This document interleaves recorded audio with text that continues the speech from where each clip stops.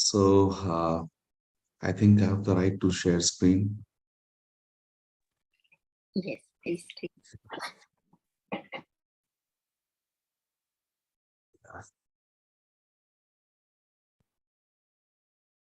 Good morning. Good morning, all of you.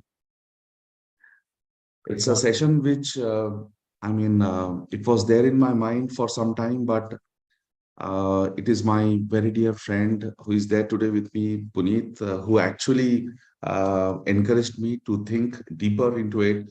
And that is how I thought that perhaps because I've been studying a bit on Maya, maybe I can take a session on Maya. And hence I contacted Shabana that, okay, maybe on your platform, because I think it is live on YouTube. So I thought that I'll share my little understanding of Maya, whatever I could understand, because it's a very, very deep concept, and a very few people can really anticipate and understand what the real essence of Maya is, because the concept of Maya is not independent of itself. There are so many associated things that goes along with it that it becomes very, very difficult and integrate to understand, and more difficult even to explain to others what is Maya. So I'm just making an attempt. I don't know to what extent I'll be successful. So I have my friend Puneet also. He can add wherever it makes sense. So here we go. So it's if you look at the definition of Maya, yeah, many of us have heard the word Maya, Moha, and so on. In my view, Maya, as it is mentioned in the Vedanta or the Upanishads and so on, it's about the magical existence of nature, of earth, of the world around us, the illusion. Many times we may think, whatever happening around us, is it for real? Is it really happening, or it is just for me, as if it is a stage, people are making it up and all that. But as we proceed through our life, we feel that, yeah, this is so real. Whatever we are going through in life, it is too real. And nothing else can happen other than whatever is happening right now with us. But if you look at the scriptures, our Indian scriptures and also many other scriptures, old scriptures, it is about what appears to be in front of us.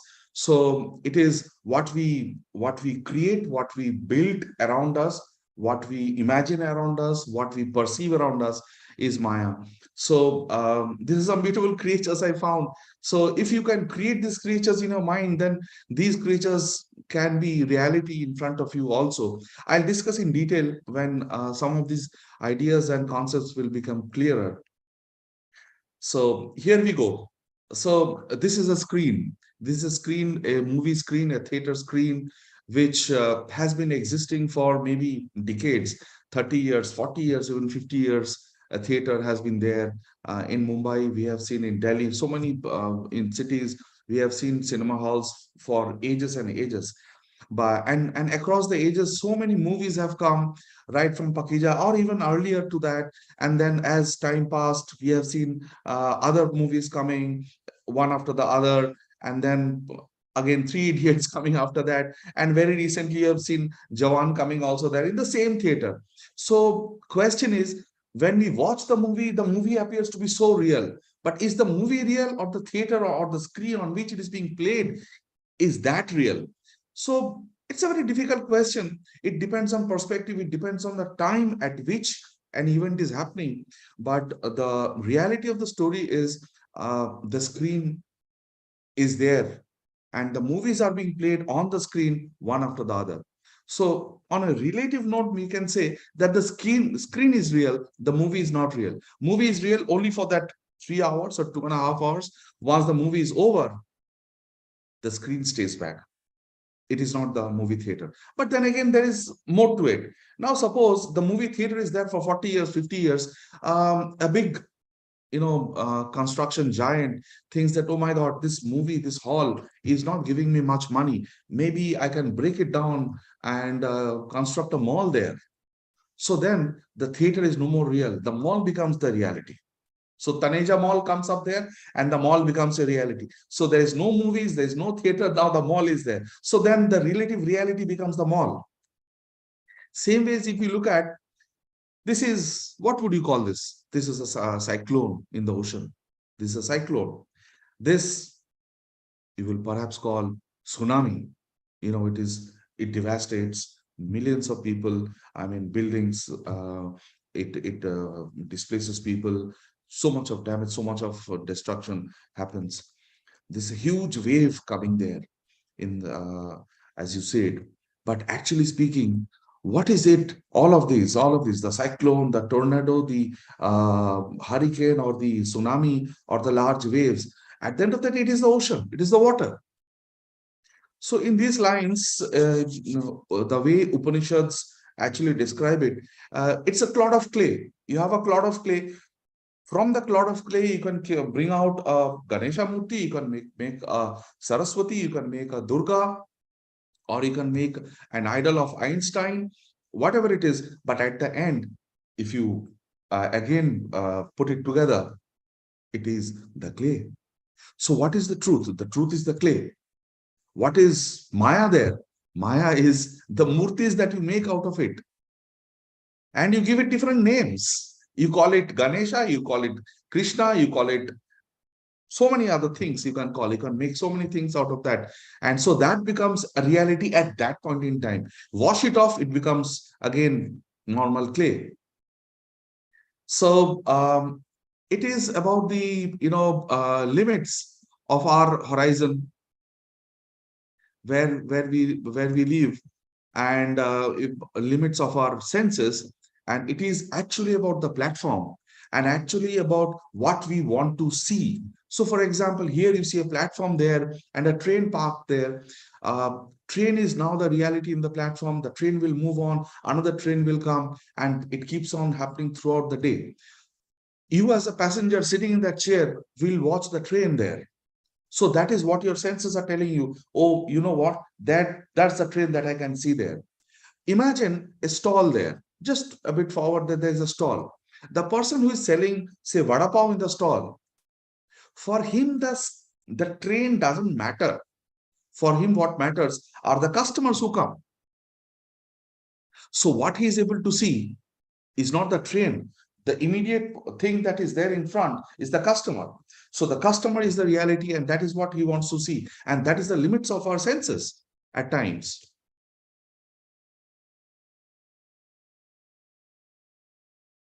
So if you talk about observation, observation is a function of the observer. Whatever we want to see is what we want to see. And really speaking, what we see is a minuscule fraction of all the electromagnetic spectrum that is available in front of us.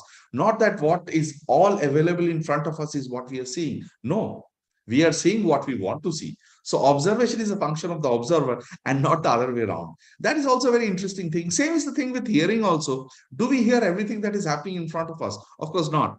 Many times you must have heard that dogs or cats hear sounds deeper than us. So, for example, God forbid, suppose in a house a snake enters. Human beings won't even hear the sound of a snake crawling, but a dog can, a cat can. Similarly, is in the jungle world. Most often than not, a deer can actually perceive the vibrations of a cheetah or a leopard or a tiger or a lion. If it moves, the movement it can hear actually, and the vibrations actually hit the ears of the deer. And if it is careful, if it is not careful, then God save. It's all everywhere. It is the same. Right now you may be thinking that you're sitting and listening to me, but you are actually traveling at a speed of 220 kilometers per second across our own Milky Way. So if everything around us is actually relative, and it is limited to our senses, the way we want to perceive us. Same is our body is formed of atoms, and 99.9999% of the whole body that we have, the atoms are all created out of empty space. This is a very interesting chessboard, as you see there. And you see that the white block black block, white, black, white, black, the way it happens in a chessboard. And you see, besides A, the right hand side and the left hand side, there is a white block. And down again, there's a white block slanting. There's a B block, if you see that, the B block there. So obviously, the color of A is black and the color of B is white, right? Okay, don't be too sure. Now observe this. Now observe very carefully what happens to the A and B block. Isn't this magical? So see, A and B are actually the black boxes. They are kind of gray boxes.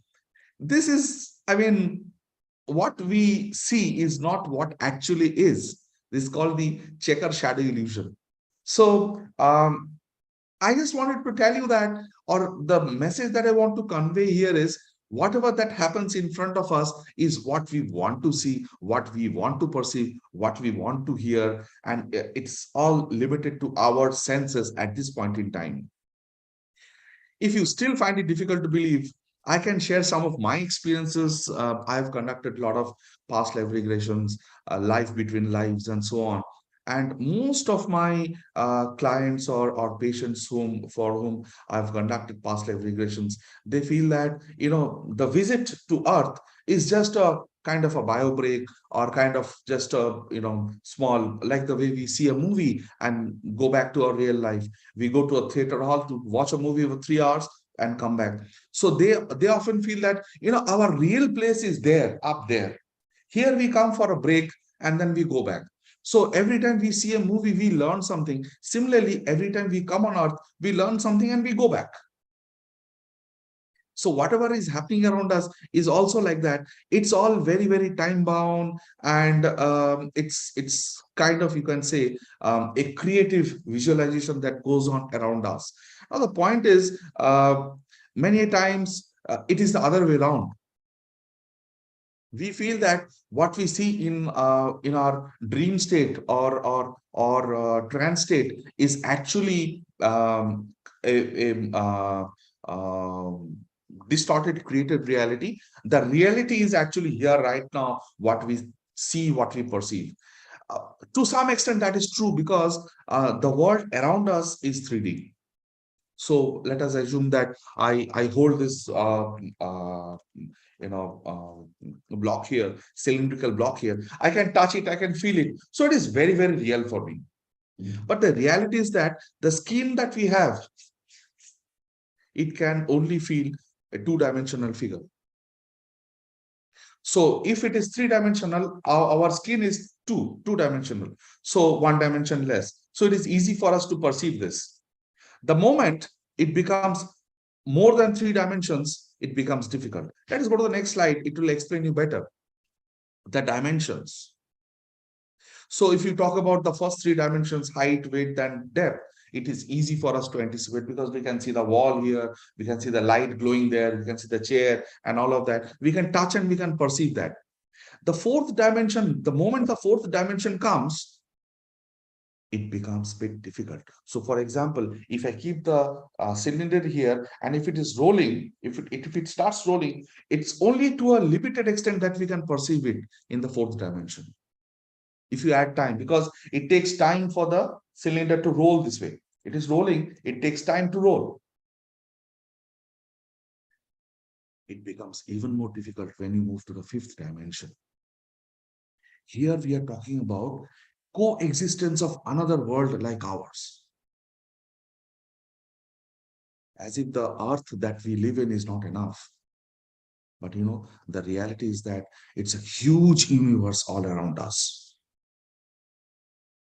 If we talk about the universe, the size of the universe is still not known to us. To many of us, I mean, most of our scientists have not even been able to really tell what is the entire volume of our universe. The galaxy that we live in is called the Milky Way, and I mean, if you look at it, it's close to 13.6 billion years old. It has close to 200 billion stars. It takes 250 million years to rotate. Entire rotation takes 250 million years.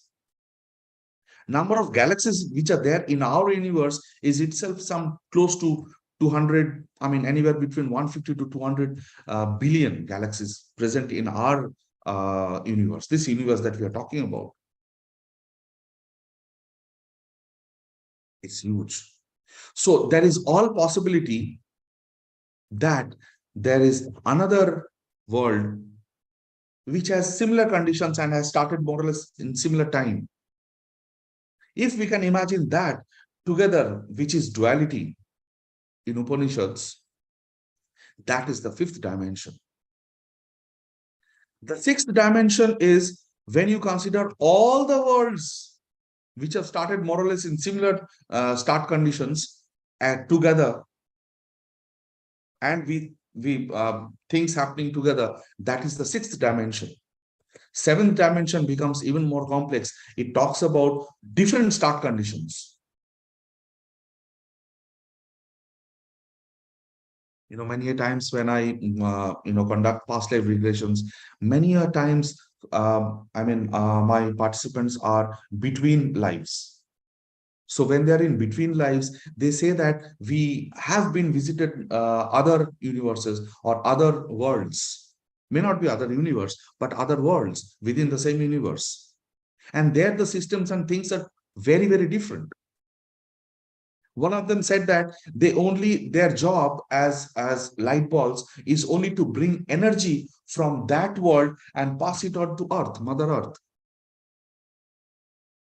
And what are they? They are just energy balls, nothing else. They don't have a figure like us. And then as you move to higher dimensions, it becomes more and more complex. Different start conditions, different kind of expansions, different kind of beings there. It's very, very complex. The ninth dimension, when you go there, the limits of time and space is totally gone. All possible worlds across universes can be considered there. We can't even imagine what is the volume of our universe, and we are talking about across universes. Just imagine. And the 10th dimension is something we can't even understand, we can't even conceptualize what it is. So I'm telling you all of this because it is very important to understand that what we feel and perceive is not the reality. The reality lies much beyond that. This is a three-dimensional world that we perceive. Beyond that, we feel, oh, that is not real. In fact, the dimensions which exist beyond our three dimensions are more real. Many a times in PLR sessions, after the session is over, many of them, they say that, can you tell me whether I saw this, I saw that, I felt this, I felt that, I was here, I was there. Is it all for real? So they feel this is real and that is unreal.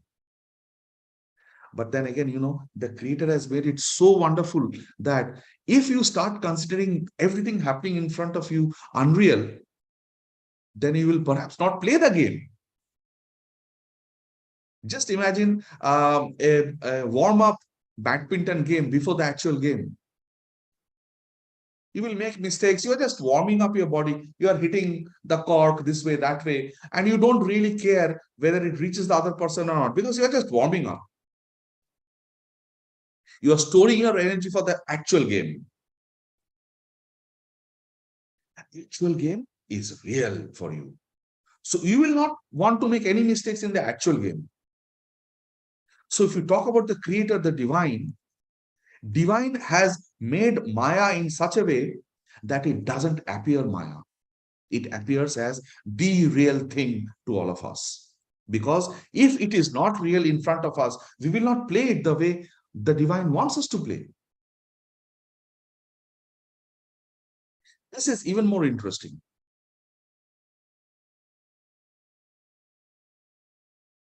It is our consciousness, our awareness that defines reality around us. So whatever is the reality, this is something what we discussed in one of the earlier slide. Observation is a function of the observer. Similarly, the reality that is there is what we perceive it, what we are aware of.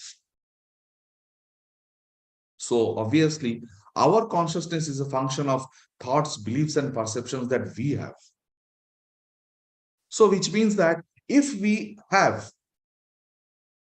in our mind, in our thought processes, if we have positive thoughts, positive beliefs, and positive perceptions, it will lead to positive consciousness. And if our consciousness is positive, it will lead to positive reality.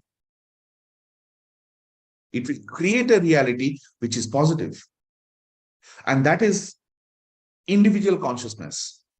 Similarly, if you are surrounded with a group of people around us who can think positively, who can think, whose thoughts, beliefs, and perceptions are positive, they can create, together, they can create collective consciousness, which leads to positive reality. That is why you might find many times some societies, they progress really well. Some societies do not progress so well. Some villages are very advanced, they develop so fast, others don't, because of collective consciousness. The collective TBP that I've written, that if that is there, then it works together. For example, now at this point in time, suppose one of you is suffering from, I mean, God forbid not, suffering from a headache. Now, if we, from the deepest corner of our heart, offer a prayer to heal, if I offer the prayer, my thoughts, beliefs, and perceptions create a positive consciousness to heal that person. But if all of us do it together, our thoughts, words, emotions will carry a vibrational frequency that will be passed on to that person. So that, I mean, today's science is so advanced, even quantum physics talks about the same thing.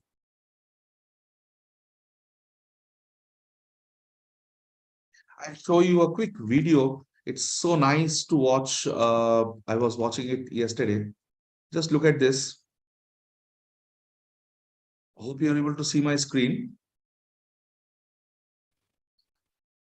Yes.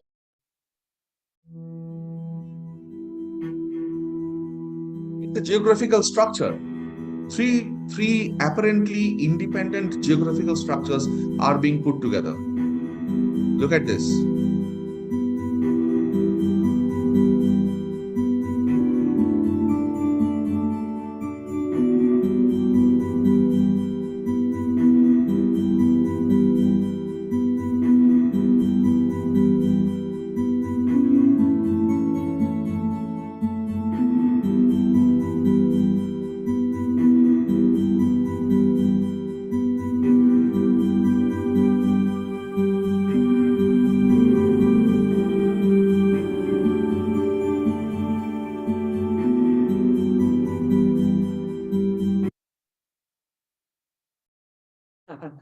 This is what is, about the frequency of geographical structures that we form. Each thought, each emotion carries vibrations. That leads to vibrational frequency. And each of these frequencies of each and every geographical structure impact our body. So the way we think, the way we perceive, the way we start believing creates the reality that we want. That is why reality is a function of consciousness.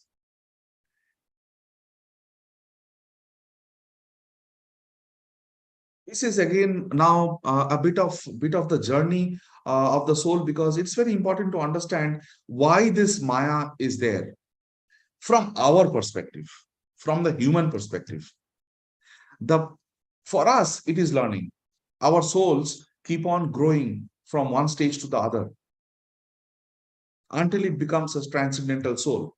But very interestingly, we all work, we all have jobs in this world. Somebody is a teacher, somebody is a doctor, somebody is a businessman. Similarly, you also have jobs and employment opportunities up there. In fact, the jobs and responsibilities that you have up there are more permanent in nature than here. Here you retire at the age of 60, 65. There you don't retire because there is no concept of age over there. I remember in one case, I took one of my patient to a state between two lives, and I was asking, "What do you see?" So she says that I see myself as something called, and then she says, "Oh, it is so difficult for me to explain what I see. But you know what? I see that there is a kind of a large structure which I can call like a beehive with pockets there. And from each pocket, the other side of that must be the creator or a group of creators. And from those beehives, some kind of a light and energy is coming out, and souls are being created. In my job, I am an incubator mother. So my job is to take charge of the newborn soul, to nurture them, and then take them to a nursery. I am telling nursery because that is the language that you can understand. Until they become slightly grown up, so that they can behave on their own, they have their own characteristics, they have their own features.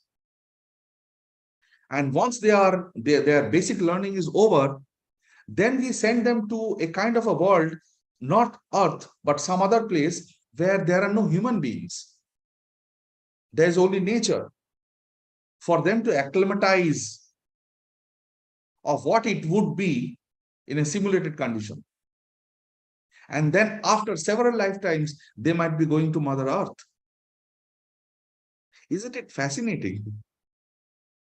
And in fact, there are also some advanced souls who said that they have met something called time masters.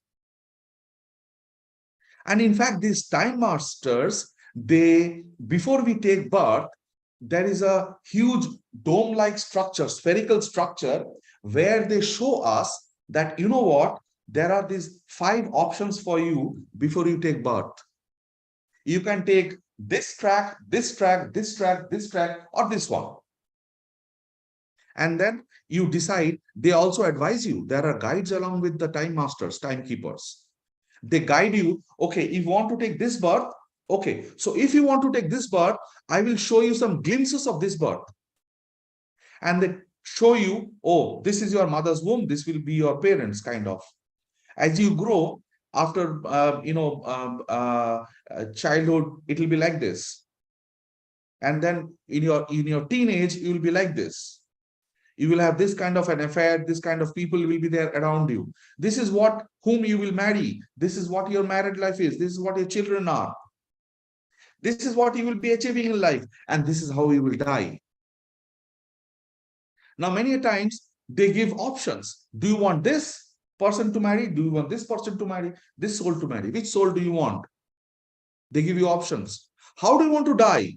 Do you want to die by a bullet and that? Or do you want to die through an accident? Or do you want to do this and that and all that? They give you options. And much of it is decided before we take birth. The main crossroads are decided. And in this context, I will tell you another very interesting story. One of my clients, when we were talking, said that in in one of her previous life, she committed suicide. And then she was asking the timekeeper that this was not there in my script, that I will die out of suicide. Why did I commit suicide? This is not what I wanted to do. That the timekeeper said, your track of life was attached to this person. And at such a young age, he attracted some disease of leprosy. Sorry, leprosy. She understood that it is leprosy. And she understood that If I survive, it was like leprosy was kind of very, very forbidden, disease, and it would spread also. So she wanted to prevent leprosy to spread among her family members and her near and dear ones. So in order to stop leprosy from spreading, she committed suicide. Now, it was clear that she will attract a disease, but it was not very clear that she will attract leprosy in the scheme of things before taking birth. So she took a decision to destroy her life. The masters did not tell her to commit suicide. She decided to take us to take that path. So many a times when we come on earth, life is extremely real and our brain starts working. Sometimes our brain superpasses or bypasses the soul decisions. And we end up making mistakes also on earth. So that is why the reality that we see here, we say high risk, high gain. If you are able to turn your life and do good things, and some of the things I've written in stars, like these are the things that you come in this universe to learn, to be courageous, to be enabling, to have empathy, to be punctual, to be truthful, to have patience, to be merciful, to be understanding, to forgive, to be happy, to spread happiness. And these are the life lessons across time, across space. And every time we take birth, we grow little by little, dhire, dhire, dhire, dhire. And then we move to become gradually transcendental souls. Now, the billion-dollar question is, what is real? Yes, perhaps what is real is also a relative concept. I'll give you a small example. Uh, as we were talking, the theater was more real compared to the movie. The theater breaks and the mall comes there. So then the mall becomes relatively more real than the movie. So what creates us from where we are created, like I told you about the small soul balls during birth, and then they come. So naturally, the beehive that the person saw is more real than the journeys of the soul. So when we talk about whether I exist, who am I, and so on, it is the consciousness. It is the consciousness that knows who I am. So what is true is the consciousness with us, the soul that we have, Atman, that we say. So in a relative context, the soul is more real than the body. And in a larger context, even the soul can gradually perish. If souls can take birth, then souls can also die. But that is like thousands and thousands of years. But most souls, they develop and they become better and better. And very, very few souls, they become transcendental, close to God. And they don't take birth after a point in time. They don't take birth because there are, as I told you, there's an entire employment channel up there. And there are so many different kinds of jobs. You have teachers here, you have teachers there. You have a library here, you have a library there. You have a librarian here, you have a librarian over there. You have guards here, you have guards there. Everything that you have here is kind of a replica from that world.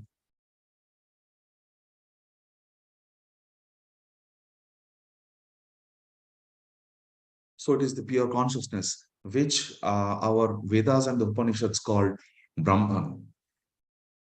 Okay. The truth, consciousness, bliss, Sat Chit Anand that we say.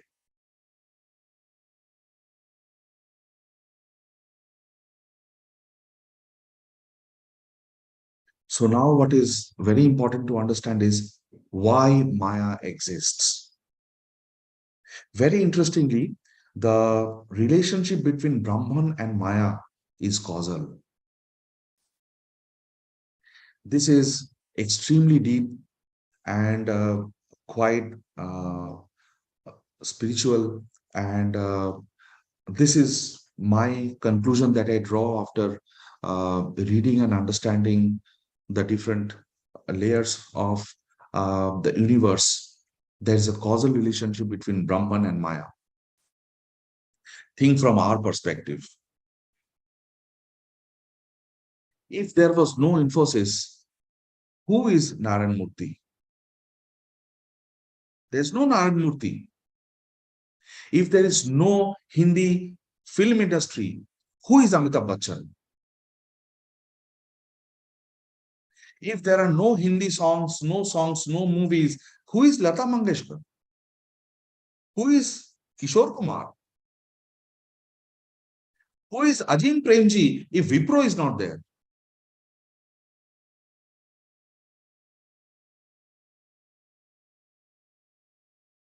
So the sculpturer is incomplete without the sculpture. The mother is incomplete without birth. So similarly, Brahman is incomplete without Maya. So the creator, if the creator doesn't create,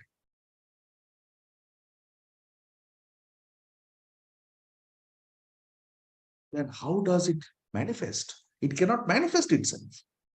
So the manifestation of Brahma is through Maya. And there's an excellent structure. It is much more structured than our real world around us. But what we call Brahman as the reality, as pure consciousness, maybe is also a reality, a relative reality. Maybe there are several Brahmans which can make a super Brahman also. So then the super Brahman is the reality that has actually created several Brahmans. But for us, it is Brahman. And there is a symbiotic relationship. As I told you, Infosys and Narayan Murthy, there's a symbiotic relationship. Songs and Kishore Kumar have a symbiotic relationship. Our layers of wisdom is limited to the four dimensions, dimension 1, 2, 3, 4, up to time and space. For us, whenever we see we are in a dream state, we are in a trance state, we question, was that real? I don't think that was real. I think it was my imagination. Read the books of Raymond Moody. There are so many patients on the operation theater. They have left their lives and come back to life. Their pulse beat, their monitors show that they are dead, but within few seconds or within few minutes, they have come back to life. And there's a book, Life Between Lives, that actually narrates the stories of these people who have left their life and come back to life and what happened in that gap time. They say that they are only a kind of a energy ball, which we call soul. They cannot hear anything, but they can read all the minds. So when two souls are talking, two persons are talking, they don't need to hear it because they can just feel it. These are the higher dimensions. And the much higher dimensions start, the ultimate layers start beyond the ninth dimension, which we call the pure consciousness. So that is how I would explain Maya. Of course, my understanding is very, very limited, and I may not be able to capture all the thoughts that are there in the whole concept of Maya because it is truly vast. I have just tried to put in some thoughts together. So over to all of you. Please share what you feel.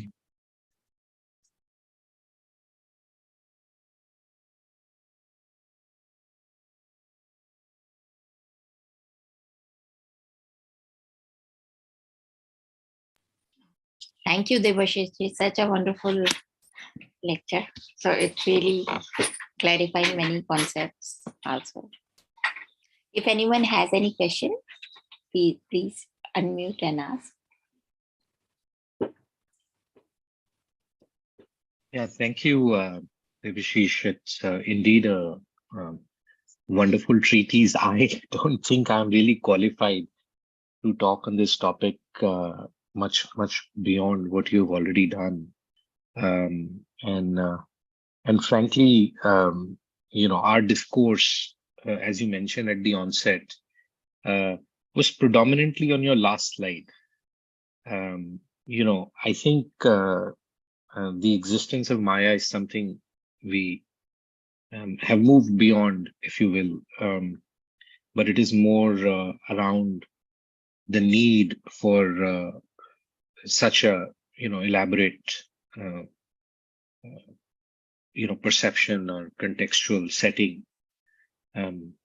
But just to share with the audience and to build on your point about clay that you had at the onset, and this is really not my view. I've just seen it or heard it from the Vedantic gurus, both the schools of Ramakrishna and Chinmay Mission.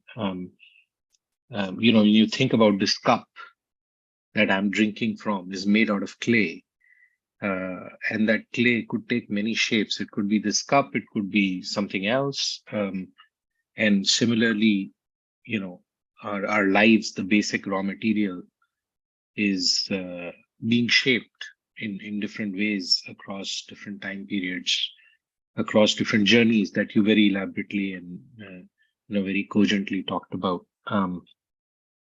I think for those who are interested in, and I, as you know, I come at it more from a vantage point of physics. So, lately there has been a Nobel Prize around quantum entanglement and how it goes further to the belief that perhaps we are living in a simulation.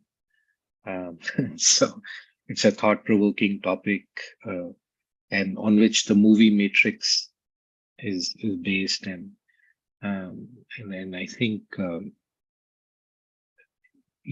some of the concepts do point out, some of the newer findings do point out to or scientifically we can build on the point that perhaps we are living in a Maya. Why is there a speed of light, and why is it a constant? And some of these things go to perhaps talking about constraints that exist in a computer system, because we can only talk about things in a way we understand them. And so all of us try to put it in a vernacular that we understand. And so, technology people, computer software people want to use the word simulation because that is something they're familiar with. They build video games. So it's like the creator has built a video game and we are all players within that video game.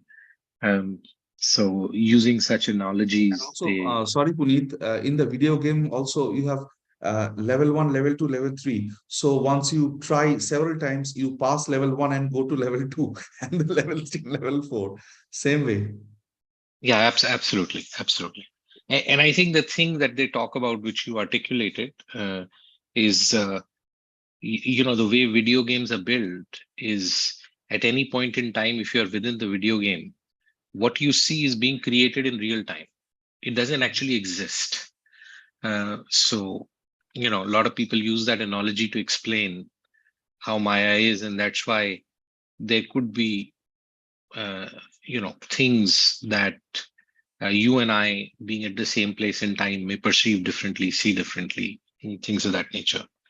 But yeah, I this is a little bit beyond my abilities to talk about. But thank you so much for the wonderful topic and treaty on this topic. Thank you, Puneet.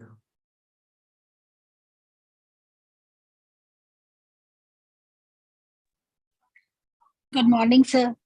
Good morning. I joined, sir, after a few minutes. Actually, I was listening to that concert, and Yeah, that was just going on. Yeah, yeah. So I joined in between. Still, sir, the phrase that that says, the more you know, the more you feel that you do, you know very less. That phrase came in mind while listening to your this lecture. The more you Right. started Yes. to Yes. listen, more you know that you don't know anything. Yeah, yeah. Absolutely. Absolutely.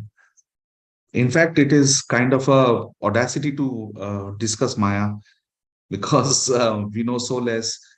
And I mean, since ages, people have been discussing about Maya, but it is not so easy topic. It is very difficult, but at least we try to put some thoughts together so that we can, so that it brings some inquisitive ideas in our mind to think beyond.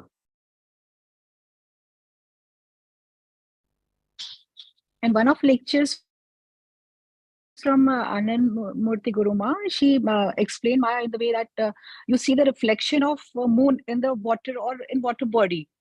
The reflection is the Maya. Yes. The reflection is This the is Maya the because that is less real, relatively less real compared to the actual moon. right, But actually, the whole, in very simple terms, whatever is pure consciousness and whatever cannot be destroyed or demolished is the Brahman, right. and rest everything is Maya. Thank you, sir. Thank you for wonderful session. Thank you. Thank you all. Thank you for attending. Any other thoughts, questions? Please ask if you feel like.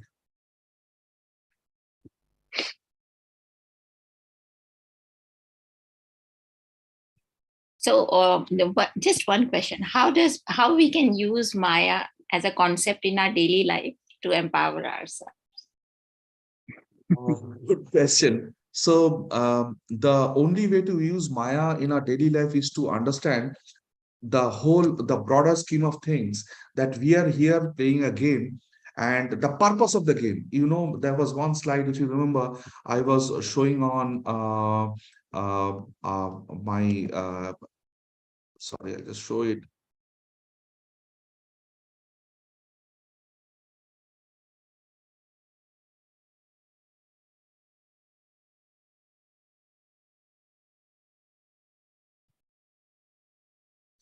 Sorry.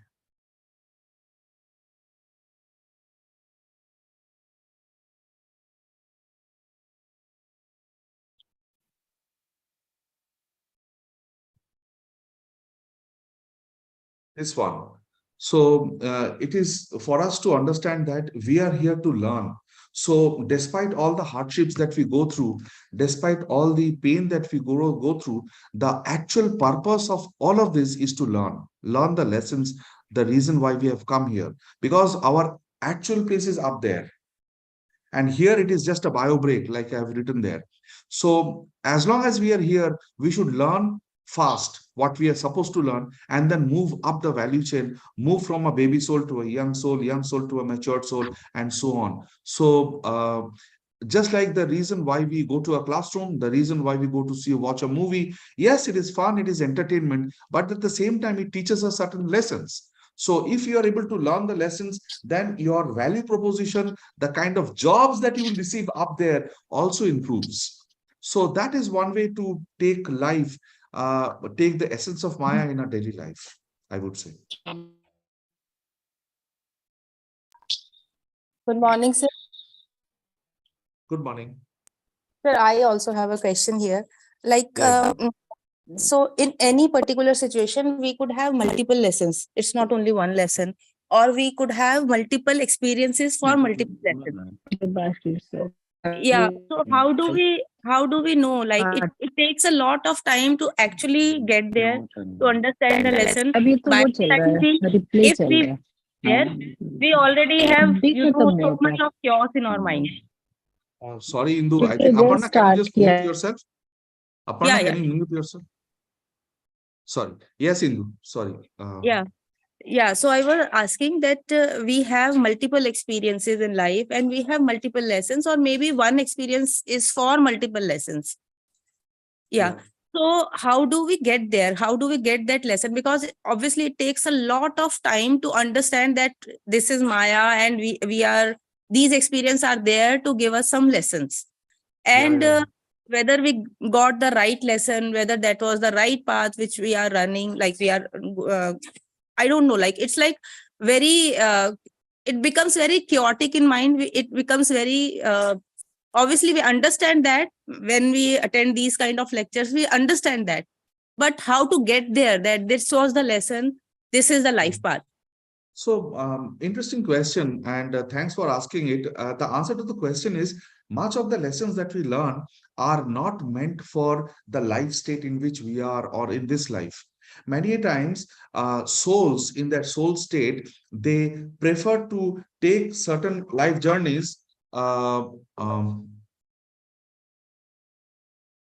they try to take certain life journeys because of certain mistakes they have done in previous lifetimes, so which we call karma.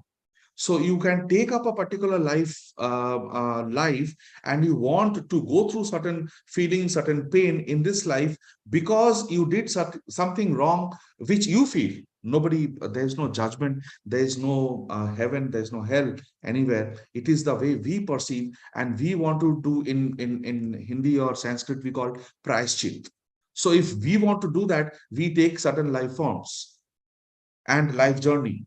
And in this life, many a times you keep on hunting for what was the lesson for me, and you will keep on, वो बोलते हैं ना, ढूंढते रह जाओगे.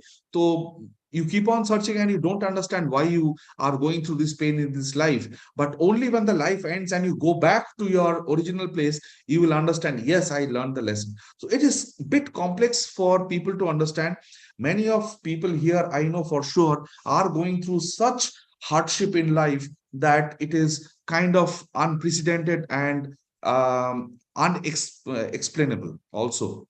So much of the lessons are not for this lifetime also. Much of the lessons are for the soul. So whatever you can, take it for this lifetime. Rest, it is stored for the soul. Just be assured that it is you, it is your soul who wanted this lesson to learn. You entered into a classroom because you wanted to be there. And many of the lessons that you, for example, a teacher teaching, you may feel that, oh my God, why is the teacher teaching physics to me? I am not a physics student, I'm a psychology student. But maybe there is a much, maybe there is a point where psychology and physics will merge in later part of your life, which you can't see today. Same is the soul journey. But sir, if that is the case, like Prashchit case, we still keep on searching for the lessons. And Yes, yes. yeah, but obviously now it's an understanding that, okay, if you are not getting that lesson, it could be for higher classes. It is not for this class, right? But still, how to keep this mind calm that it's okay. Like if you are not getting the lesson, it's okay. I mean, sometimes accepting this, or maybe sometimes getting there, that it's not, it's, these experiences are not for any lesson. It may Yes. take some time. Yeah. Yes, yes. It's, I understand that it is very difficult to take it that way. But then if you, in one of my slides, I was talking about why is this world, why does this world appear so real then? If it is all Maya, why does it appear so real? It appears so real because had it not appeared so real, you wouldn't have played the game seriously. Okay, so you're playing it seriously, and many of the things that are happening in this game, some of it we can explain, other things we can't explain. So at least you are fortunate enough that today you are here, and we have been talking also at different points of context, and I truly know why, from where you're coming from. But the point is, it's only a limited part of the class that you will learn, and you will be able to take the lessons. The rest of the learnings are stored for the soul, not for the physical body, physical mind, physical brain. So you just have the soul power to bear the pain that you're going through, and just wait till the end and till you be in that state to learn. Other way to understand is if you can access your Akashic records, why you are going through this, or through past life regression and so on, to understand what is the connection of this life's pain with my previous life. What did I do in my previous life that I'm going through this in this life?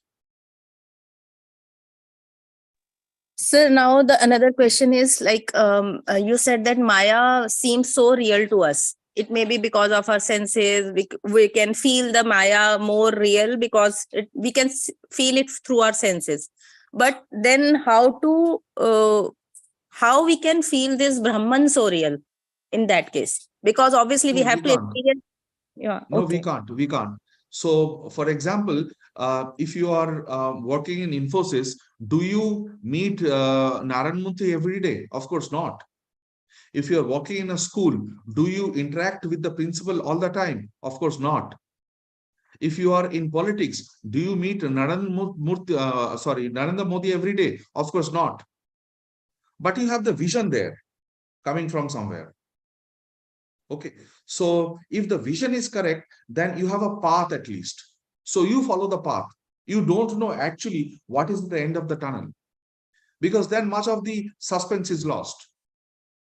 So Brahman, forget about human beings. Even souls don't come close to Brahman.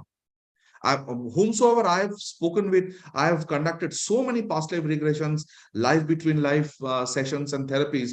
I have not heard anybody who has come close to the creator, but they can feel the creation, because the closest that I came was, as I told you, the incubator mother. So she was the closest to the creator, but still she thought that maybe the other side of the beehive was the creator, but actually she never felt the presence of the creator. She just saw how souls are being created. So it is not possible. It is not possible for a normal human being to come close. Also, there is another aspect to it. So, for example, the road in front of your house is broken, and you have been talking to the local corporator for several days, several months to repair the road, and nothing happens. So, what you do out of utter frustration, you write a mail to the PM office, PMO, that the road beside my house is totally damaged, and this is the things that is happening, blah blah blah blah, all of that. And within a day, work starts and the road is repaired, and you feel, look, the moment I wrote a mail to Narendra Modi, these people started working. But the reality is the mail never reached Narendra Modi at all. It is a PMO office, and there is a group of people, huge office, which reads the mail on behalf of PMO. And then they pass it on here, and these people feel, oh my God, a mail has come from PMO. I have to repair the road now. Everybody is under the impression that PMO is making them work. But it is just the office. It is not PM. Same way, when we work also, there are masters, there are several layers up there also who are good enough to take care of you. You don't need the intervention of the Brahman there. There's a proper system and there are proper responsibilities delegated. A very, very structured system. So you don't need to, unless you are really at that level, very, very high level of a transcendental soul, where your growth will depend on the Brahman. Only then you come close to the Brahman. Otherwise not. You're not required to be close to Brahman. If the need is there, you will. I'm sorry, Yeah, I'm so overshooting much. time. We can Thank you. discuss later again, Sure. one-on-one. Yeah, sure. Thank you all. Thank you very much. Thank you, Puneet, for being there. Wonderful